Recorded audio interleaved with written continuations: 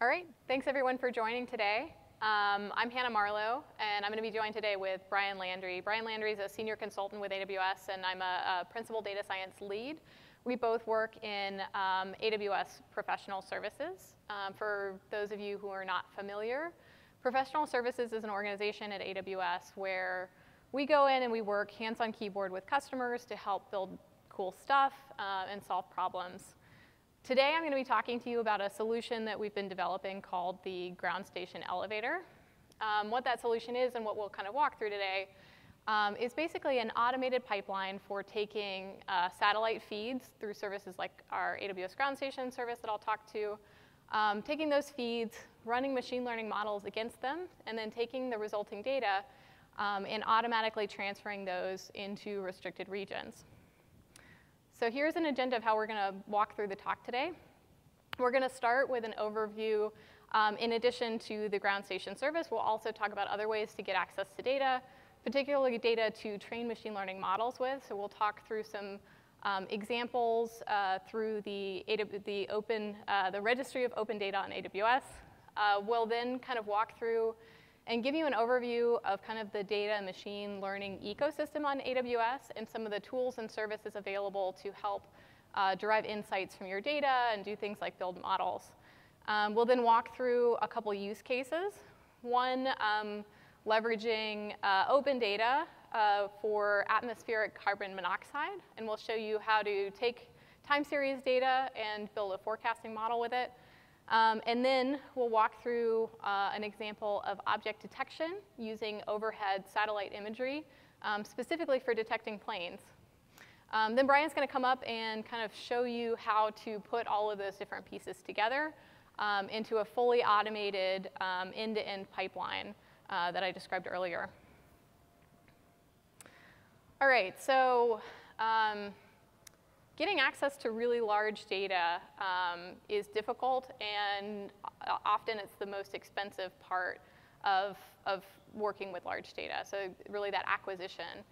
There are a lot of businesses today that wouldn't be around if they had to shoulder the total cost of acquiring and hosting all of the data that they use to operate on their own servers or even in cloud instances. So AWS provides a number of tools and services such as Ground Station, the Registry of Open Data on AWS, AWS Data Exchange, and SageMaker that facilitates acquiring, processing, and deriving insights from large sets of data. And these use cases really span the gamut between, say, satellite imagery, weather forecasting. You could really plug in any domain or use case here, and a lot of the processes and tooling are going to overlap. So what is Ground Station? So Ground Station is a fully managed ground station service. So there are thousands of satellites in orbit around the Earth collecting huge amounts of data. But to leverage that data, you need to pull it down off the satellite and get it to the compute where you're processing the data. Traditionally, what that's meant is that for somebody getting in to pull data down from a satellite, they would need to either invest in infrastructure to build out ground stations or maybe sign a lease, like a long-term lease with existing ground station facilities. What AWS Ground Station gives you is pay-as-you-go, on-demand ground station access. So you don't have to sign any contracts. There's no minimums or subscriptions. It's really you pay for the antenna time that you use. You can schedule collects or cancel them, modify them like up to 15 minutes ahead of time. And one of the great things is that the ground stations are built in very close proximity to AWS Regions, which means you get a low latency fiber connection straight into the AWS backbone. You also have cross-region delivery, so you don't pay to like if you need to collect on the other side of the world, you don't pay if you want to get it delivered into say US East 1 in Northern Virginia. And the other nice thing about it is that the data is available to you right away. So seconds after a collection happens, that data is in the cloud, in your environment, ready for you to start processing. So this is really game-changing in the ground station space. What are other ways to get access to data? So one of the great tools that I wanted to highlight today is the Registry of Open Data on AWS. And what this is a collection of hundreds of open data sources that are available for you to access and leverage. If you follow that link, registry.opendata.aws, it'll take you to this webpage where you can search for available data sets. So here I'm showing a couple examples that show up on the homepage there for Sentinel-2 and Landsat 8. So there's lots of satellite imagery from NOAA and other providers. But there's also a really broad array of stuff. So there's a ton of genomic data. There's stuff like the atmospheric data that we're going to show. There's imaging satellites as well. And I was actually looking ahead of this talk, and one of the neat ones that caught my eye when I was looking through is one, I think it's called Flylight, that basically, my limited understanding of this is that they use lasers to illuminate the central nervous systems of flies and make that data available on open data as well. So really neat stuff there. I encourage you to go and look at what's available. Many of these data sets are even available without an AWS account. All right, so a lot of what we're talking about is access to data, centralizing access to data and processing that data. So this kind of shifts the paradigm where in the past kind of a traditional approach has often been to take data and move it to the compute. Whether that's sending data around, maybe shipping tapes in the mail even, but moving the data to compute to work on it. And often scaling up compute as we need to increase the amount of storage as we're collecting more and more volume, having that tied to compute so that you would have to scale the compute at the same time. Where what we're seeing is really a shift to more of a cloud approach of taking the compute to your data. And so what's much more common now and what can really help facilitate collaboration and having a single source of truth is more of a consolidated data lake approach where you centralize your data, you put your cataloging and governance around your data, and then you bring the tools and compute and services to the data to process it. So here I'm showing some examples of the type of tools you can bring to your data, but that would include like big data processing, relational and non-relational databases, log analytics, machine learning, et cetera. And then these are the corresponding AWS services. So Amazon EMR, Aurora, DynamoDB, Redshift. And then we're not going to do a deep dive on all of these today, but just to kind of give you an idea of what that ecosystem looks like. And then we are going to talk a little bit more about Amazon SageMaker, which is our machine learning service. All right, so we're going to talk through some use cases leveraging Amazon SageMaker. And just to give you a bit of an overview, so Amazon SageMaker is a really big service. And there's really tools to cover the entire spectrum of machine learning from end to end. And it's getting bigger all the time. I think we had more than 50 feature releases over the last year. And so one of the first things that you often need to do when you're working on a machine learning problem, if you're going to do supervised machine learning, is you need to label data. And so Amazon Ground Truth or SageMaker Ground Truth gives you tooling to use either an internal or external workforces and actually orchestrate training for different types of machine learning tasks. We also have processing jobs that enable you to do things like distributed processing workloads to get your data in the right format for training. We also have tools for basically when you're ready to start a training job versus needing everybody that's developing the model to be working all the time on gigantic single servers. What you can do instead is dynamically scale up when you're ready to start a training job. Point SageMaker to, here's my data, here's my model, please spin up X number of instances to do the training job. SageMaker will automatically deploy those instances, run the model, let you monitor it while it's training, and then output the results for you.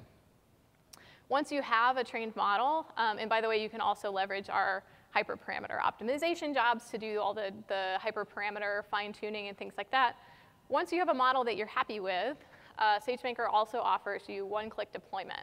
A place that teams often struggle is usually the people that are building machine learning models are not the same people, that's not the same team usually that would be deploying and then managing that model hosting in production.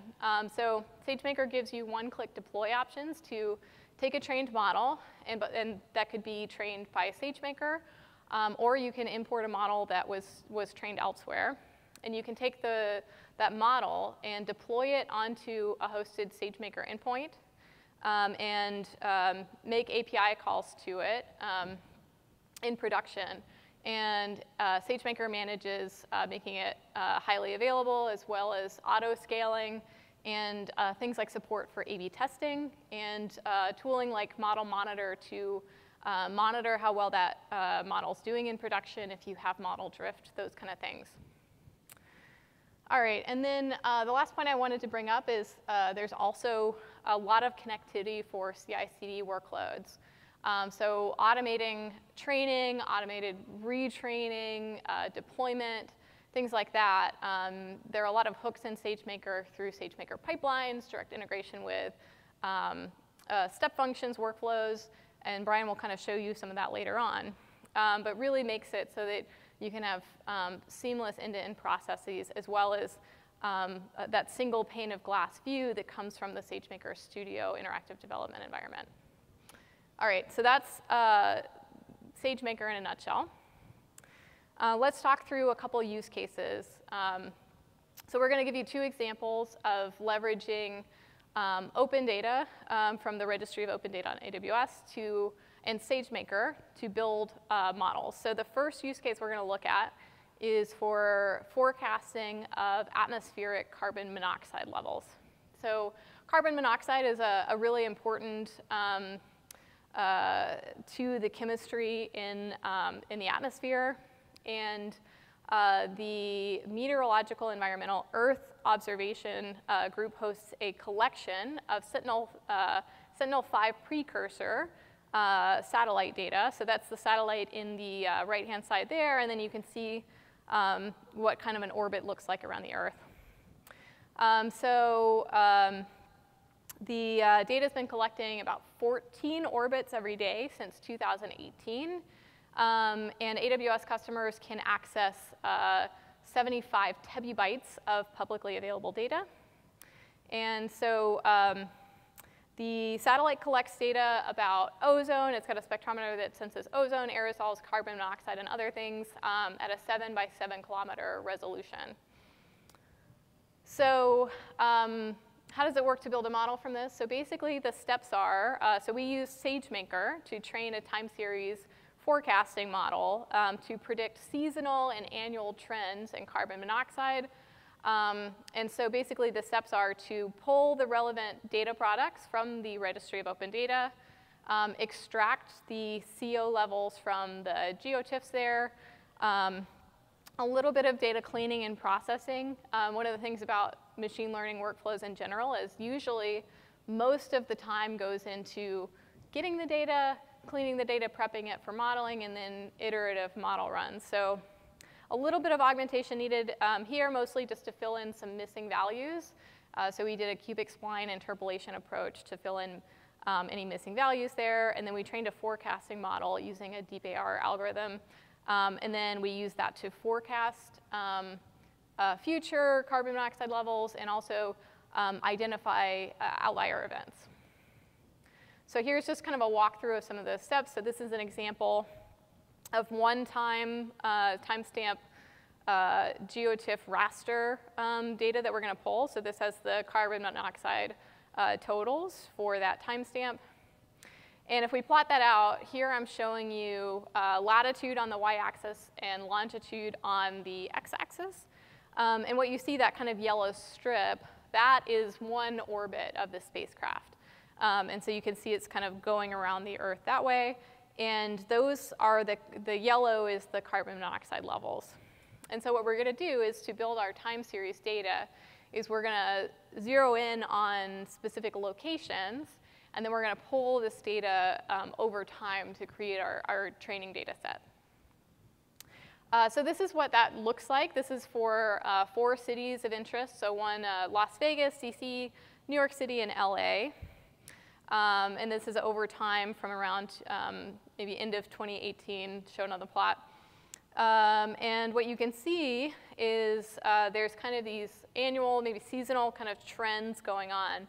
And then there is a really big outlier event in around July there. And what that is actually, so a couple of main drivers of carbon monoxide in the atmosphere are things like bushfires, volcanic activity, inefficient fuel burning.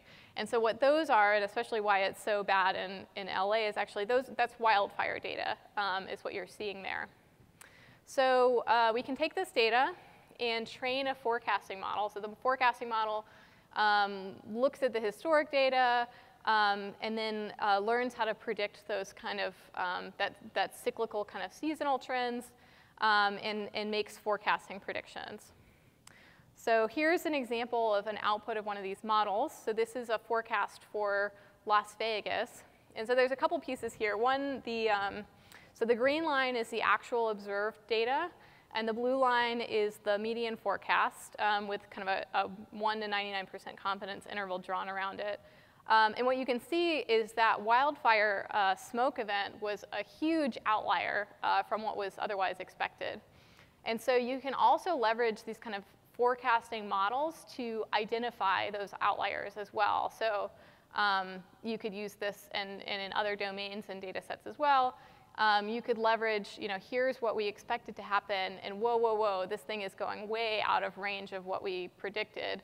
And you could leverage that to, for instance, trigger automated alerting or further workflows in those kind of events. OK, so that's our atmospheric example. The next example I want to walk through is a computer vision use case. And for this use case, we're going to leverage the Rare Plains data set. So this is an open source data set that was developed in a collaboration between CosmicWorks and AI Reverie using the AI Reverie platform for synthetic data generation. So this is a really interesting data set because it's composed of a mix of real and synthetically generated overhead satellite imagery.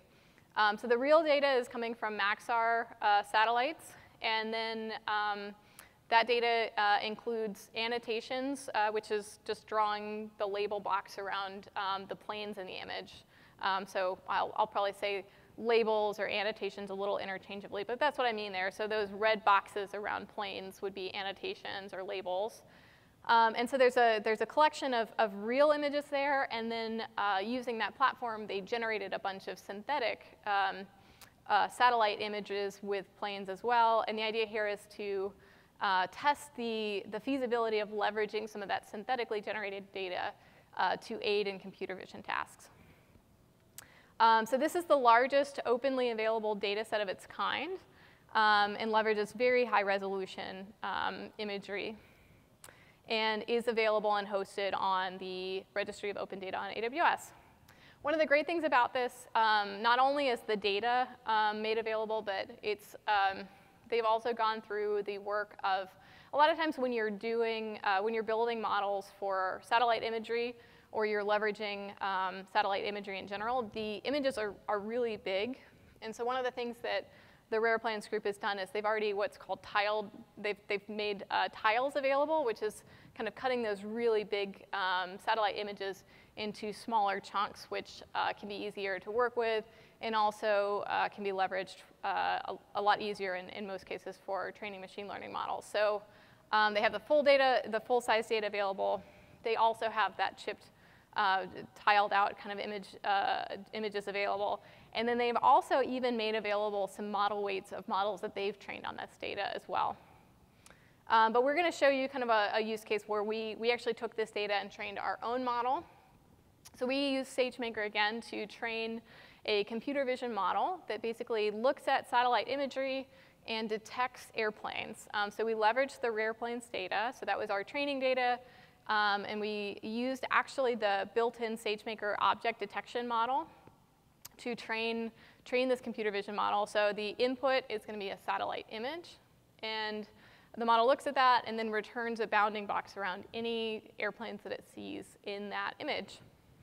And then so once we have that model, either we can take the model that we trained or a model trained somewhere else, and then we can deploy that onto a hosted SageMaker endpoint for real-time inference. And once we have that, we can run a ton of automation around this, and that's what Brian is going to walk you through right now.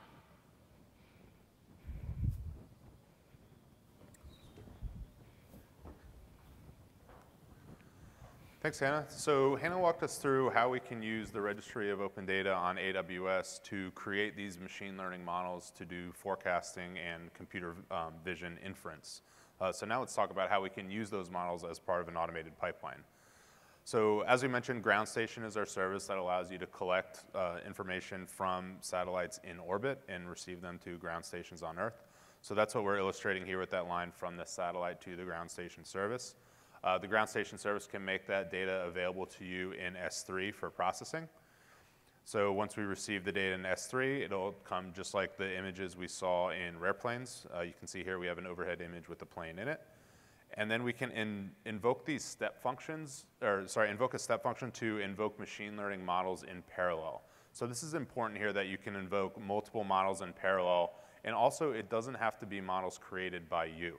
So in this example, we're using the airplanes trained model we do for identifying planes in imagery, but in a minute we'll also show you another model we can execute. So for now, we're going through this step function, invoking the planes model to identify planes in our source imagery. And then we're sending it to this product we made called the low-to-high pipeline, which allows you to automate transfer of objects from unrestricted regions to restricted regions. So after we pass through the low-to-high pipeline, we will then move into S3 in the restricted region, and the resultant image will be available along with the source image.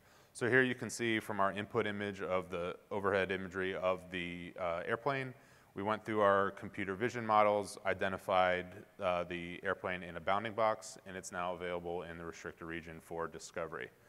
As I mentioned, you can host multiple models, so let's run through another example where we'll take a picture in the ocean with two ships in the ocean. Again, we're going to run through the same step function, one identifying ships and one identifying planes. Or one SageMaker model identifying ships and one identifying planes. And then again, through the low-to-high pipeline to transfer their images to the restricted region. And now you can see we've identified two ships in our image, and they're tagged for use in the restricted region.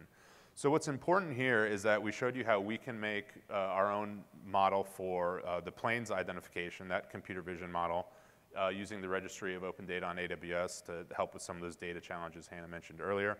But in real life, we also recognize that oftentimes different vendors will be creating these models, and that's fine. We can take the model weight outputs from those vendor-created models and host them in a SageMaker endpoint and invoke them via API as part of a step function workflow.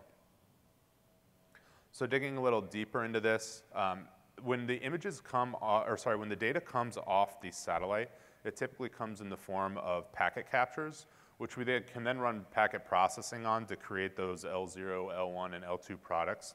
So we have images on which we can run our computer vision models. But the data need not come from a satellite. In fact, all it needs to do is land in S3, at which point the automated pipeline can take over.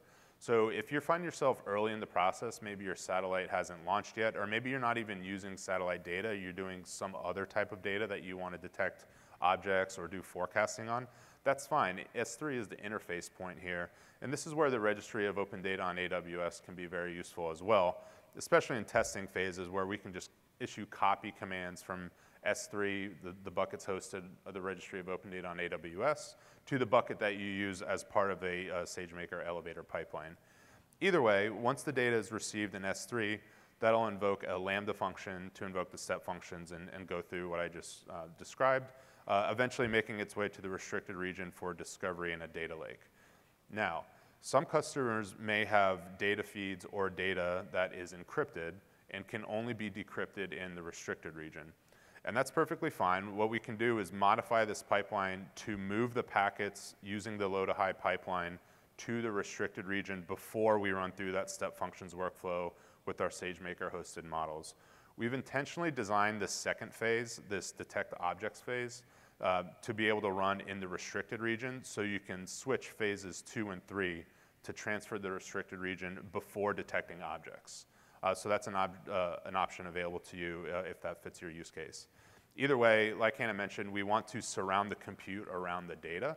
So once we get the data into the restricted region, that's when you'll apply your analytics services like OpenSearch and EMR, NoSQL databases, whatever fits your use case. But we want to make that data available for discovery in the restricted region with the detected objects we found in our computer vision models. So some more details on that low-to-high pipeline that transfers from the unrestricted region to the restricted region. In this example, we showed how you can transfer S3 objects, but the low-to-high pipeline also works with Git repositories and optionally any resultant build artifacts that those Git repositories can produce, and then container images hosted in ECR. So this allows you to virus scan, package, and then transfer those payloads from unrestricted regions to restricted regions. We offer 2 how-to videos linked to on the slides, one for a technical audience that actually shows implementation details, like on the command line actually deploying CDK, the Cloud Development Kit. And then we also have a sales video with more of an overview of the benefits of the low-to-high pipeline for people less interested in the deployment details. What's very important to note about the low-to-high pipeline is this is something developed by professional services. Like Hannah mentioned off the top, we do offer professional services to help you accelerate your cloud journey. And as part of this, we've released it for use by customers for free. So you can take the low-to-high pipeline code and execute it in your environment. We don't charge anything for the code. We make it available. It is like CloudFormation in that whatever you deploy with the low-to-high pipeline, that is something you would pay for in your bill, but the actual code itself is free to use, much like the CloudFormation service is free. To offer you this code, you can email us at l2h-pipeline-project@amazon.com, and we can send you the code for you to use. Again, like I mentioned, professional services is available to help tailor that code if needed to customize it for your use case, but if you'd prefer to run with it on your own, that's perfectly fine as well. So a short demo showing this in action. We're going to show a user interface, 2 actually. The one on the left will be the input bucket, so what exists before we go through the object detection pipeline, so like as it's received off the satellite or from whatever your data source is. And then the user interface on the right will be the S3 bucket for what is resultant from those computer vision models. So right now, pretend we're taking a picture from a satellite in space. And then as we do that, we'll convert those packet captures to an image, which will result on the left side of the user interface. So there it goes. You can see we have an image with some pretty decent cloud cover there on the right side, but there is a plane on the left side. So now that this object has landed in S3, we're invoking that step function to invoke those SageMaker models in parallel, one for ships and one for planes. In this example, we did expect to identify a plane, but not a ship. So as we run through the computer vision models there, you can see on the right side, we've put a bounding box around the plane that we've identified. And now both the source image and the resultant image are available for discovery on the high side. Running through a second demonstration, we just simulated taking another picture from the satellite of an airfield. You can see the plane in the top center, and then we've identified it on the right as using our computer vision model. So all 4 of these images, the 2 source images and the 2 resultant images, are now available for a data lake in the restricted region. So there are some other things we have on the roadmap for this pipeline that we'd like to implement. And honestly, customer requests are what drive our roadmap. So we're interested in any requests you may have to help improve this for the future. Off the top, we definitely want to open source this solution so we can make it available to customers on GitHub to implement themselves, fork off, and improve it however they want, and just help that community-driven development. Also, high-resolution satellite feeds. So in the course of prototyping this, we used a publicly available satellite from NOAA, which is great in that it's publicly available, great for testing, but it's roughly 350-meter resolution, which isn't high enough to detect things like ships and planes. But if you have a high-resolution satellite feed, you can configure that for downlink using Ground Station, and then send your own high-resolution satellite feeds and do computer vision object detection off live data from that satellite feed. Also, we recognize that analysts typically don't like to paint over pixels of the source images. They would rather put a shapefile to overlay on top of that image. So that's another thing we want to do is instead of painting on the pixels, put a shapefile to overlay it. Next, tipping and queuing satellites is very exciting based on like activity sets we can make where when certain criteria are met, we might want to take different action. So think if you're monitoring animal poaching, and if there are more than 50 of a certain animal in a certain bounding box, you might want to tip the satellite to do a different type of collection. Or maybe you want to send an alert to somebody on the ground that some conditions have been met and things need to be done. So kind of making a feedback loop there of taking the images either from a satellite or otherwise, doing the processing through our computer vision models, and then the results of those models, using those results to inform action can be very valuable. Also, displaying detected objects on a map and timeline, just an image with a bounding box of detected objects isn't particularly helpful unless we know when and where that image was taken. So we hope to place that on a base map and on a timeline, again, to aid that discovery with the catalog and queries, so we can say, how many fishing boats are off this coast on September 1st, for example. Chipping and scaling, as Hannah mentioned, some of these images coming off the satellite can be quite large. The rare planes data set that we were showing you earlier is already chipped and labeled, as we discussed. So that makes it easier, but there are solutions out there for chipping and scaling to, images off the satellite can be on the order of gigabytes, so chipping that down to a more digestible size to invoke those SageMaker models in parallel. Those solutions exist, but they're not yet integrated into our solution.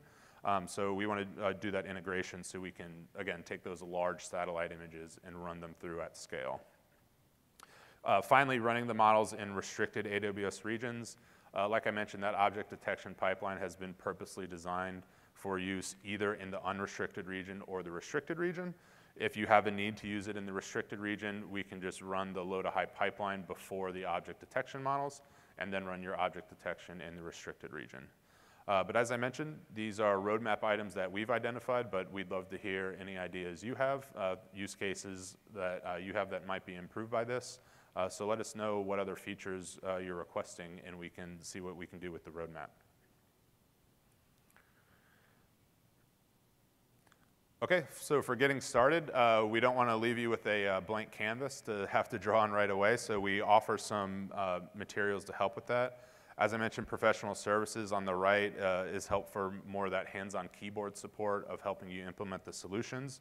But honestly, these tutorials and samples are what I find to be most helpful in that getting started, just what is the art of possible, how do I get off the ground, things like that. So that's good for getting your feet wet, and then as you get deeper into it, these tailored programs and workshops, like I mentioned, professional services to customize your use case. Of course, training, certifications, and pre-built solutions as well, which we'll get to on the next slide. So SageMaker offers these JumpStart solutions for a lot of common use cases. We were discussing computer vision today and some forecasting, but also for things like fraud detection, recommendation engines, demand forecasting. A lot of these pre-built solutions can help you get part of the way there, just so you're not looking at a blank canvas. And that link on the bottom right for getting started with SageMaker can help lead you to these JumpStart solutions. That's all we have for you today. Like I said, we're excited to hear about any enhancement requests that you may have. Hannah and I's email addresses are there, and we'd appreciate you filling out the session survey if you wouldn't mind. Thank you very much.